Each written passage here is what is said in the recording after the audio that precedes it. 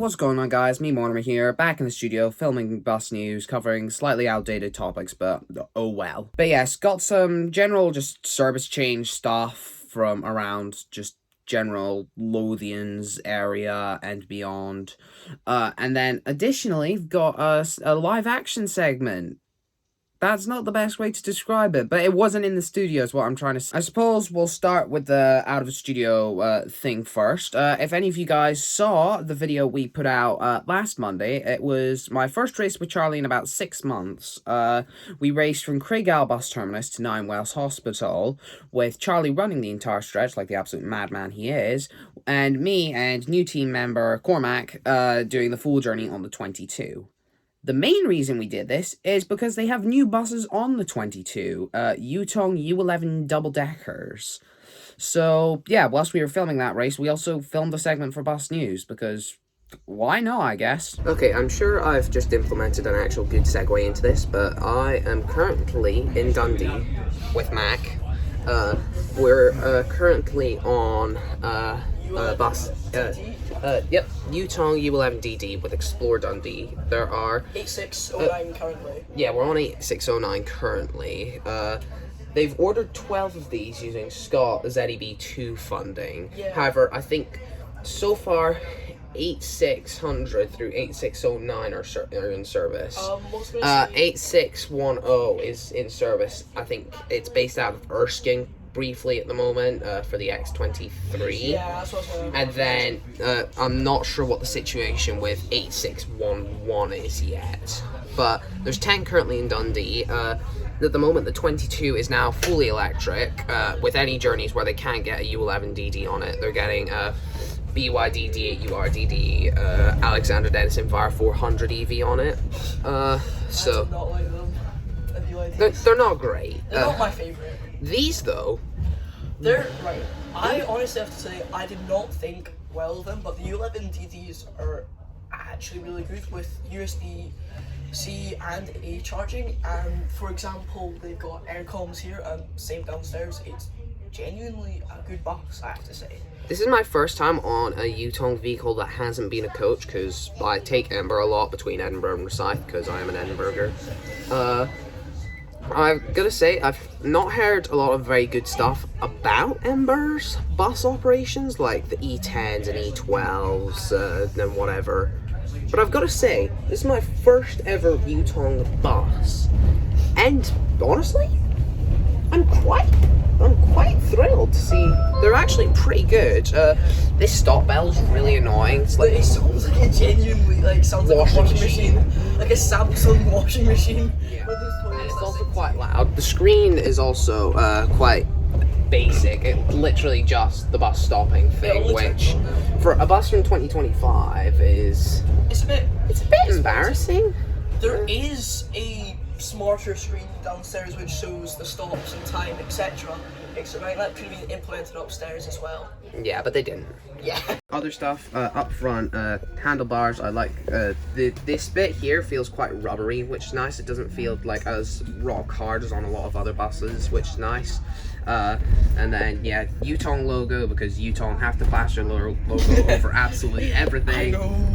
Cool lights here. Legroom at the front is amazing. Like, not to brag, but I'm 6'1", and I as someone who has to take buses a lot, not least for the fact that I'm an enthusiast, I hate when there's not a good legroom, but this is at least like 2-inch gap, so plenty of room to spread my legs out on that, so really pleased. This lighting's cool. Here, Xplore Dundee branded USB stuff. One USB-C port, one USB-A port.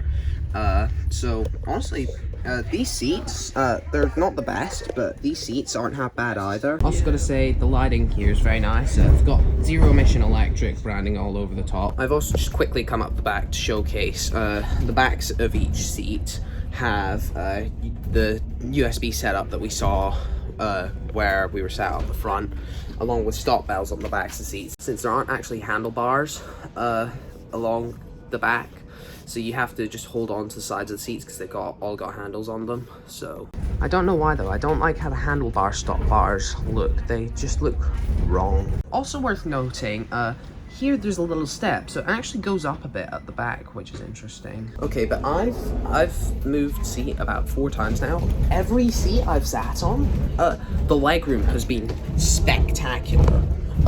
It's clear Yutong are prioritizing that, which makes me very happy as a unusually large lad. Mac, I'm sorry, I did you so dirty in that segment. Okay, so just general stuff I noticed when I was on these buses. At least upstairs, the legroom was really good. I've heard downstairs is not as good, but I forgot to sit downstairs, which does mean I also don't have a battery recording like I have done for the last few times I've tried new buses or whatever. So yeah, that's a big plus in my books. I like myself some good legroom. Additionally, I find it weird that there's no handlebars upstairs, but then again, I guess that is what they've done with the new E400 EVs. They just have the handles on the seats as well, which I guess is fair. Just bit of a cost-cutting move. Other stuff I noticed, like I pointed out, the stop bell and screen are a bit, you know, weird. And also, like, these things are just ugly as Apparently, when Yutong were designing the U11DD, they actually bought an Alexander Dennis Invar 400 City so that they could build off of that, more or less, or at least that's just what I've heard. Unfortunately, they've taken the fairly sleek design of the E400 City and then just slowly changed it into this. You might as well have just made your own chassis for it. But yeah, with that being said, if you can ignore the looks, I would say it is actually a pretty good electric bus. Not great, but for electric bus standards, it's pretty good. I would actually say I prefer them to Lothian's Volvo BZLs. So this is my updated ranking of every electric bus I've been on, for those wondering. Okay, next up we got 2 new bus routes and a heavily altered bus route. We'll start with the new bus routes, starting with one that started about 5 days ago. Ember have launched their new service E4, which goes from George Street in Edinburgh to Fort William, stopping at the same stops as the E1 between Edinburgh City Centre and Ingliston Park and Ride, so Haymarket Station, St John's Road in Corstorphine, and then Ingliston Park and Ride. And then from Ingliston, buses stop at Grangemouth, Dunblane, Lochern Head, Tyndrum, Glencoe, and then Fort William. The E4 runs 4 return journeys every day, and prices for a return from Edinburgh to Fort William are only £23.10, I believe, which is a huge steal. I do find the stopping pattern a bit weird. I would have thought that they'd maybe have it stop Castleview Park and Ride in Stirling, like the E3 does. And I do think they could maybe get a bit of money by having the route stop at Bowness bus station, which, by the way, for those of you who aren't aware, I found out the other day that Bowness is actually short for Boriston Ness. Okay, I kind of get why they do the abbreviation, but I think we should let Boriston Ness thrive. Allocation-wise, the E4 uses Yutong GCE 14s, which is what the E1's journeys between Edinburgh and Aberdeen use. And for that matter, I should point out that 3 25-plate Yutong GCE 14s entered service with Ember last week, with the livery being slightly different, with it just being all black instead of the sort of dark grey that most of their buses currently use. So, personally, I prefer them to the Yutong TCE 12, so quite thankful to using GTE 14s.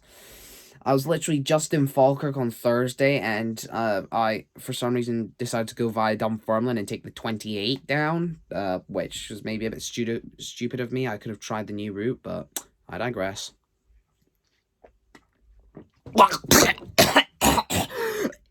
Jesus fucking Christ. Next up, McGills are launching a new route between Edinburgh Airport and Aberdeen. The new route is very similar to the Fly, which they currently operate every hour between Edinburgh Airport and Dundee Malmason.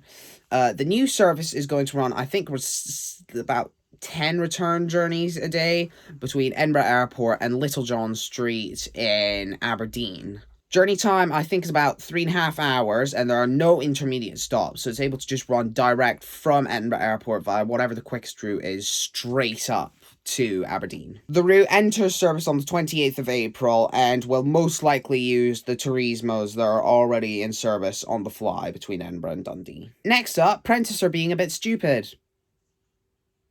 That's maybe a bit harsh, but still, you know what I mean. The 101. 12-minute journey that starts at Haddington Market Street and loops around the Nungate area, providing them with a bus service, before then going back to the High Street and then spending the next 48 minutes in between runs, just going to the depot, giving the driver a wee break, and then just coming back out. Originally, it interworked with the 122, but since they've changed it to run up to North Berwick instead of the circular it used to run pre-7th of April, it's sort of been a waste of the resources that they use for the 101 to just have it run 12-minute journey and then go to the depot and then back. So they've made the reasonable move to extend it. Unfortunately, they've extended it in a really weird way. West of the High Street, they've made a fairly smart move to go past East Lothian Community Hospital and then down to Haddington Retail Park at Gateside. I think that's a smart move. The eastern side, however, from Market Street, instead of going down and doing that counterclockwise loop that it currently does through Nungate, it runs direct and does the current loop in the opposite direction until it gets back onto the main road past there. And then it runs down to Gifford. Gifford! A village that already gets, like, a bus every, 45 minutes into Haddington. And sure, every 45 minutes might not seem like a lot, but Gifford's tiny. And the 123 tends to only pick up about 1 or 2 people from Gifford on each journey, in my experience. So, why Prentice think that this is a smart move? I don't know. To be fair, at the same time, though, I can't really think of a much better way they could extend it without just cutting off Nungate, which is the entire reason the 101 exists, mind you.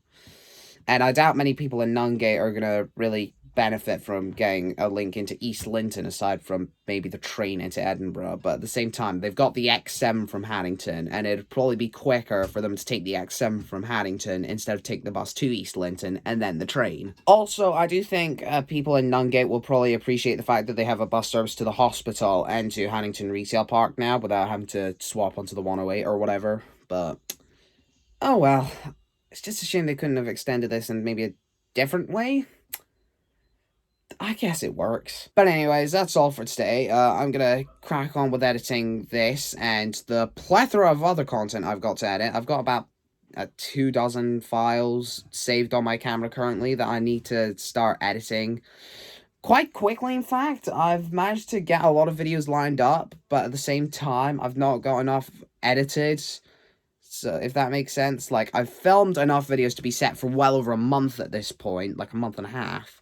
But I've only uploaded about a week's worth so far. So, yeah, I've really got to crack on with that. So, till next time, take care, folks.